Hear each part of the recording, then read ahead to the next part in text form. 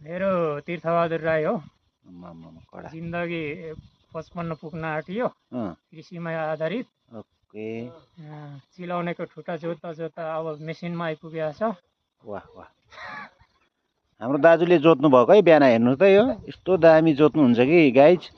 यो पुरै एकदम रोटी बनाउनलाई तयार भएको पिठो जस्तो बनाइदिनुहुन्छ। भनेपछि यसमा चाहिँ के उमार्ने हो दाजु यो? कोदो। ए कोदोको लागि चाहिँ हामी चाहिँ ब्याट रेडी बनाउँदैछौँ। त्यसपछि अर्को दाजुले उता लोकल टेक्नोलोजी गोरु ल्याउँदै हुनुहुन्छ। हामी चाहिँ यो चाहिँ अलिकति आधुनिक है, मोडर्न टेक्नोलोजी। यो पालिकाले अनुदानमा दिनुभएको भन्नुहुन्छ। कतिमा दिएको दाजु यो चाहिँ मेसिन के भन्छ यसलाई? मिनी टेलर कतिमा दिएको पालिकाले? ए अनुदान लेखेको छ है गाइज, यहाँ हेर्नुहोस्। 50 को अनुदान 30, 50 अनुदान लेखेको छ। 50,000 रहेछ होइन यसको? यो जापानिज हो कि चाइनिज हो के हो यो?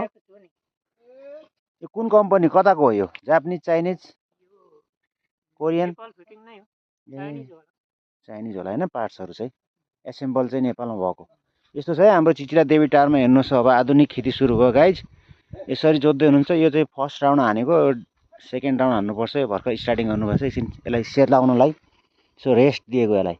दाजु पनि तात्तिनु भयो, मेसिन पनि तात्तियो, भाइ उता फ्री फायरमा तात्तिएको होइन, म चाहिँ भिडियो बनाउनमा तात्तिएको गाइज। यस्तो छ अवस्था होइन। यो हाम्रो हेड सरको घर है, मेरो बस्ने घर चाहिँ यो हो गाइज। यस्तो दामी छ होइन बाटोनिर।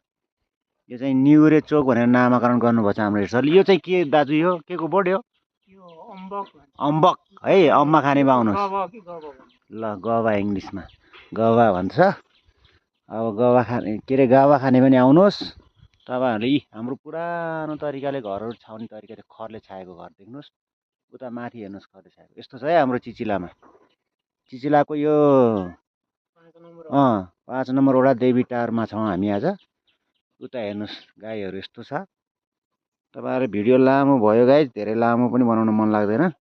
धन्यवाद तपाईँहरूले हाम्रो भिडियो हेरिदिनु भएकोमा, हाम्रो तीर्थ दाइलाई पनि हेरिदिनु भएकोमा तपाईँहरूलाई धेरै धेरै धन्यवाद। Thank you so much.